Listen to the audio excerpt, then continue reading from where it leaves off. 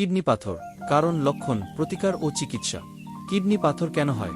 কিডনির মধ্যে calcium, oxalate ও uric acid জমে পাথর তৈরি হয়। কম পানি পান করা, বেশি লবণ ও প্রোটিনযুক্ত খাবার খাওয়া এবং জিনগত কারণে কিডনিতে পাথর হতে পারে।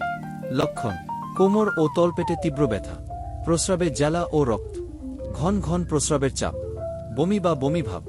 ঘরোয়া প্রতিকার: বেশি পানি পান করুন, প্রতিদিন ৩-৪ লিটার পানি পান করলে ছোট পাথর গলে যেতে পারে। লেবুর রস ও গরম পানি, এতে সাইট্রিক অ্যাসিড থাকে যা কিডনি পাথর গলাতে সাহায্য করে।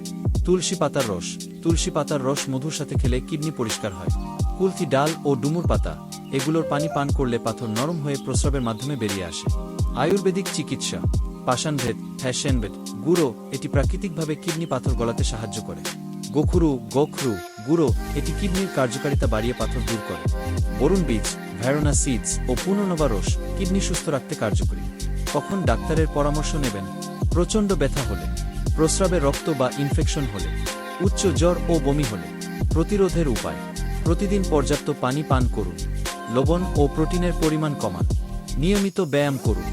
সতর্কতা অবলম্বন করলে ও ঘরোয়া প্রতিকার নিলে ছোট পাথর গলে যেতে পারে, তবে বড় পাথরের ক্ষেত্রে চিকিৎসকের পরামর্শ নেওয়া জরুরি।